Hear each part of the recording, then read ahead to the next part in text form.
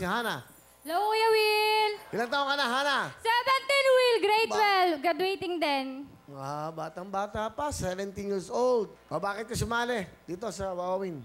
Sumali ako kasi gusto ko maging milyonaryo at saka, Will.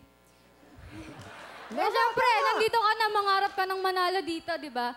Tsaka, Will, gusto ko rin baka maging daan din to para makilala ko yung tunay na magulang ko. Wala eh. Ayaw umiyak. Bakit?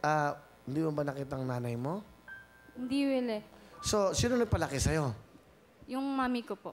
Sino yun yung adopted mother mo? Opo, adoptive mother ko po. Ang swerte mo rin kasi meron Swerte ka ko, pa rin. Will. Ang sobrang swerte ko kasi kahit di ako tunay na anak, pinalaki, binihisan, pinag-aaral ako, inalagaan ako. Ang gandang bata si Hana. She's only 17 years old. May nag-aaral ka ba ngayon? Opo, Will. Consistent top honor simula nursery hanggang grade 12.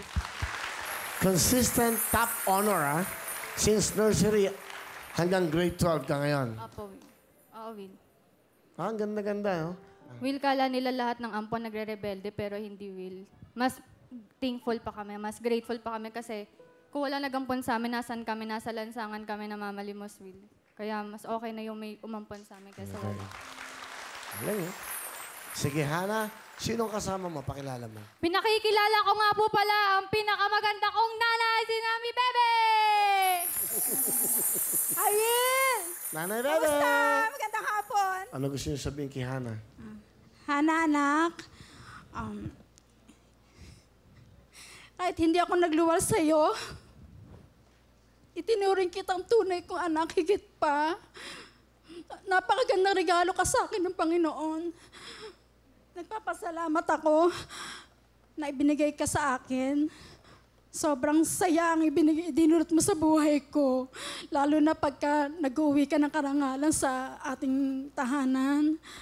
At nagre-report ka ng mga grades mo. At yung mga certificate mo, puro with honors. Tuwan-tuwa ako. Sana anak, ipagpatuloy mo pa yung pagsisikap sa pag-aaral kasi yung edukasyon lang ang kaya kong ipamana sa'yo. Anytime, lagi ko sinasabi sa'yo, hindi ako lagi nasa tabi mo. Anytime pwedeng mangyari ang worst. Pero gusto ko makatapos ka ng pag-aaral kung ano man ang, kung mangyari man yung kinatatakutan ko na mawala ako sa tabi mo. Mahal na mahal kita, anak.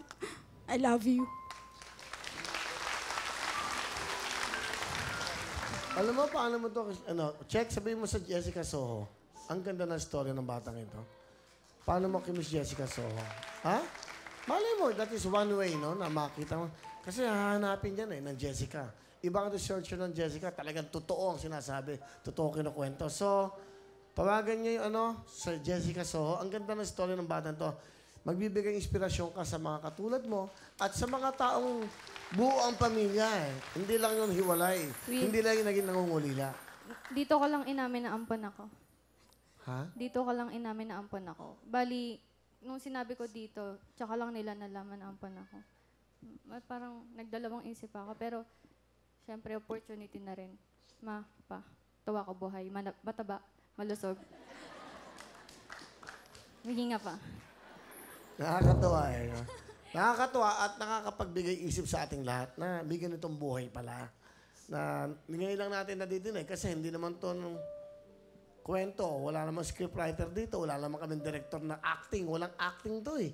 Totoo lahat ng sinasabi eh. Nakakatuwa. You are an inspiration sa lahat. Palapakan po natin, of course, si Nanay Bebe. Thank you, Ana. Mag-aaral ka mabuti. 17 ka pa lang. Ganda-ganda mo. Ingatan mo yung sarili mo, ha? Okay. Anong talent mo? Talent ko, Will, mag-rap kahit sintonado!